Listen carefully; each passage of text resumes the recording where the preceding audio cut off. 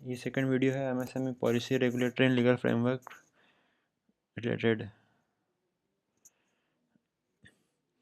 MSME का policy framework in India 1951 में first time industry development and regulation act 1951 आया था, जो बेसिक फ्रेमवर्क जिसने post independence for industrial strategy दिया था।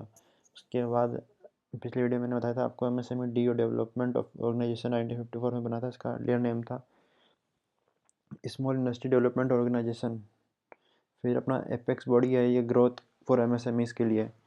ये अपना आप मेंस के लिए क्वेश्चन प्रिपेयर कर सकते हो, role of MSME do in growth of MSME. फिर आफ्टर 2 years केवीआईसी फॉर्म हुआ 1956 में। National small industry corporation set हुआ था, ये 1955 में हुआ था। फिर एमएसएमई डेवलपमेंट इंस्टीट्यूट सेटअप हुए थे। अर्लियर इनको बोलते थे स्मॉल इंडस्ट्री सर्विस इंस्टीट्यूट। इनका मेन पर्पज है ट्रेन द यूथ्स। फिर 2006 में एमएसएमई एक्ट आया, जो मोस्ट इम्पोर्टेंट है एमएसएमई के डेवलपमेंट में। फिर 2020 में आत्मनिर्भर भारत पैकेज आया, 3 लाख करोड़ का। उसमें कोलेटरल फ्री ऑटोमेटिक लोन्स दिए गए। ग्लोबल टेंडर्स डिसअलाउड कर दिए गए 200 करोड़ के बिलो।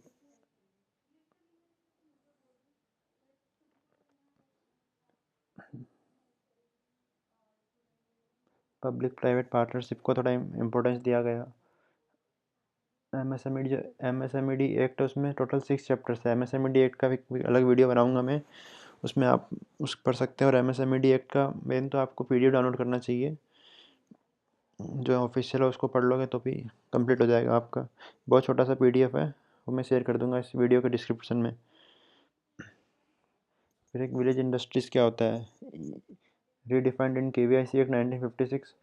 विलेज इंडस्ट्रीज वो होते हैं जो located in rural areas without any use of power और with power can provide service and goods, जिनका फिक्स कैपिटल पर हेड होता है less than 1 lakh and 1.50 lakh in hilly areas. Last video मैंने अलग अलग टाइप के बताए थे आपको कि प्रोप्राइटर क्या होता है, 1% कंपनी क्या होती है। उसमें एक और नया आया है limited liability partnership act LLP act 2008। ये पार्टनरशिप फर्म होती है, उसी टाइप से लिमिटेड लायबिलिटी पार्टनरशिप फर्म भी बना सकते हैं। एलएलपी से बॉडी कॉर्पोरेट लीगल एंटिटी होती है separate from its partners. Perpetual succession होता है, जबकि पार्टनरशिप में फर्म होती है उसमें परपेचुअल सक्सेशन नहीं होता, किसी की डेथ होने पर फर्म डिसॉल्व हो जाती है। In LLP number of partners minimum 2, maximum no limit, no minimum capital. Indian partnership act is not applicable to LLP. Common seal optional होती है। इसका रजिस्ट्रेशन होता है by registrar of companies. Liability of partner up to the extent of his agreed contribution only. In case of fraud the liability is unlimited. Provision for conversion of to private limited company. इसका main purpose ये होता है कि partnership collateral अपन private limited company में convert कर सकें। Incorporation document LLP का होता है LLP agreement. Minor can not be in LLP as a partner. In partnership act में माइनर पार्टनर हो सकता है, पर एलएलपी में माइनर पार्टनर ही नहीं हो सकता है। एलएलपी में cease to be partner if somebody may cease to be partner after agreement with other partners or after giving 30-day notice।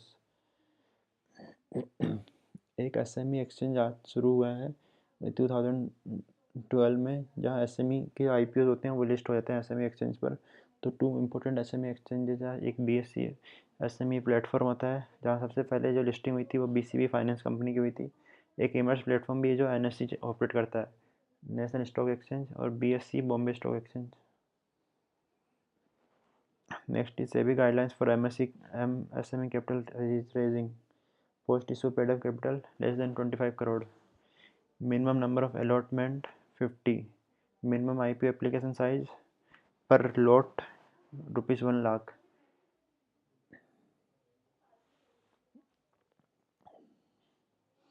In UK there is award for MSME called Smart Award, Small Firm Merit Award for Research and Technology. Common seal is optional in LLP. LLP may cease to be partner by giving notice of not less than 30 days.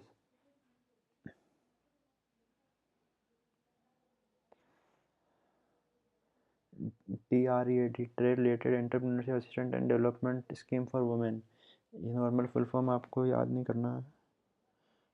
एक data है जो कहीं use हो सकता है आपके। Position of women MSME in industry, male 76% और female workers in MSME 24% है। मोस्ट एमएसएमई बाय वुमेन किस स्टेट में है? बंगाल में 23% of total MSMEs and Tamil Nadu 10% of total MSMEs. Fifth 5-year plan focused on women in MSME. कुछ training institute MSME की। NIMSME, national institute of MSME, ये हैदराबाद में है। एक है इंडियन इंस्टीट्यूट ऑफ एंटरप्रेन्योरशिप, ये गुवाहाटी में है। इसका सिडबी भी स्टेक होल्डर है और स्टेट गवर्नमेंट भी स्टेक होल्डर है। Next national institute of entrepreneurship and small business development, ये है नोएडा में। एक है entrepreneurship development institute of India, EDID, Ahmedabad में। ये autonomous not for profit organisation है, sponsored by IDBI, ICICI, IFCI, SBI and Gujarat government. ये एक समरी है MSMED एक्ट की। और MSMED act and FDI, industry can invest 24% equity in MSME। कोई भी इंडस्ट्री MSME में 24% इक्विटी इन्वेस्ट कर सकती है।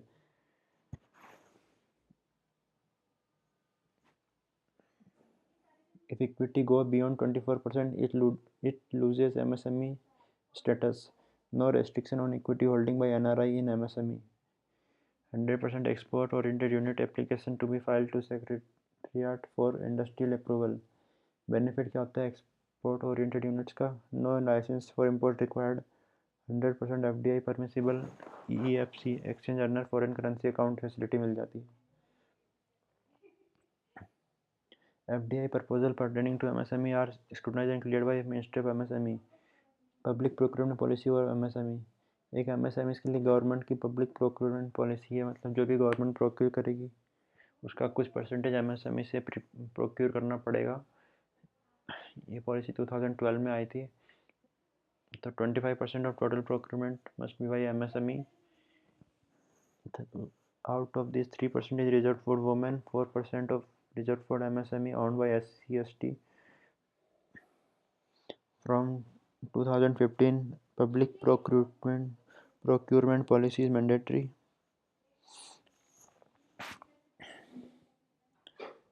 Aspire scheme by government for MSME from 2015.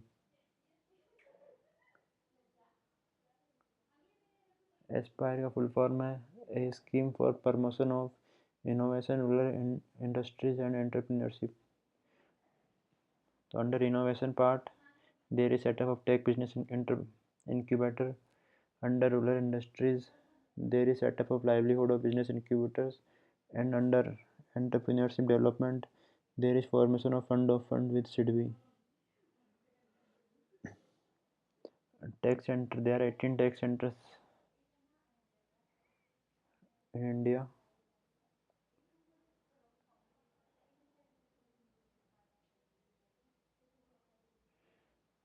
Now industry development regulation act 1951, इसका importance क्या है कि term small scale industries was first defined in India under this act. It came into force in 1952. Other laws governing MSMEs, some laws which are related to MSMEs are Delayed Payment Act 1993, Factories Act 1948, Industrial Employment Act 1947. ये इतना important नहीं है। अब ये एक MSMED act 2006 का summary है। इसमें टोटल 6 चैप्टर्स हैं। चैप्टर 1 में डेफिनेशन है, मतलब एक्ट की डेफिनेशन है, MSME की डेफिनेशन नहीं है। ये कब एक्ट चालू हुआ, इसमें क्या क्या टर्म की क्या क्या डेफिनेशन है। फिर चैप्टर 2 है, वो डील करता है setting up of national board for MSMEs। Chapter 3 is about classification of MSME, ये बहुत इंपॉर्टेंट चैप्टर है।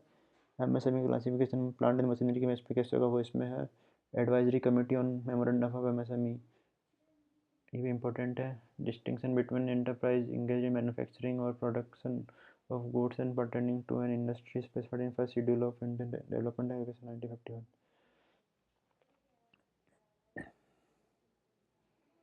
चैप्टर 4 है deals with measure for promotion and development of an MSME।